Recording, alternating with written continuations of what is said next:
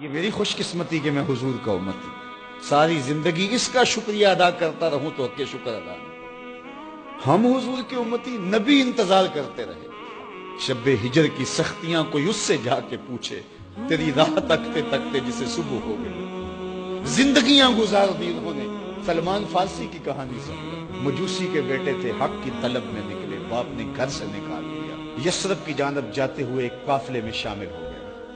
انہوں نے مجھے پکڑ کے اپنا غلام بنا لیا، لیکن میرے پہ مہربانی یہ کی کہ مجھے بیچا جا کے مدینے میں۔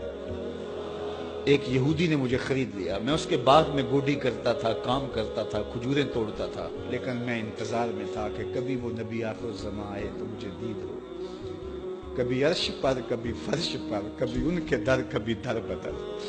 غم عاشقی تیرا شکریہ، میں کہاں کہاں سے گزر گیا۔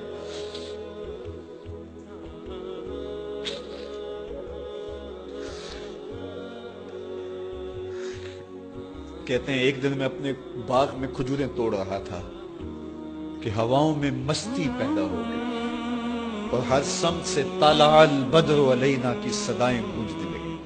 میں سمجھ گیا کہ وہ لمحے آ گئے، میں نے چھلانگ لگا دی اور دوڑ پڑا۔ میرے آقا نے سمجھا شاید غلام بھاگ گیا، اس نے دوڑ کے مجھے پکڑ لیا۔ میں نے اس کو کہا کہ میں نوکر تیرا ہی ہوں، لیکن دل نوکر کسی اور کا ہے، میں بھاگوں گا نہیں، مجھے جانے دے۔ میں کچھ کھجوریں لے گیا تھا صدقے کی نیت سے، جا کے حضور کو پیش کی۔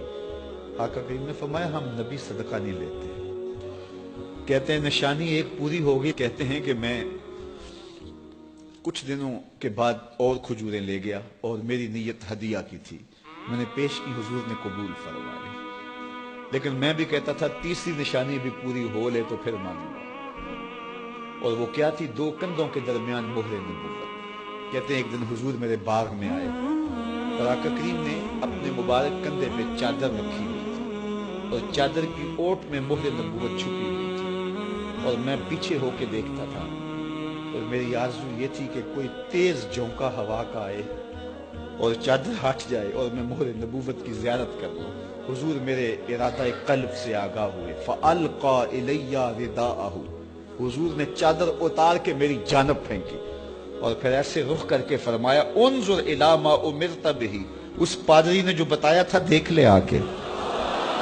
تو کہا میں نے دیکھا کہ حضور کے دو کے درمیان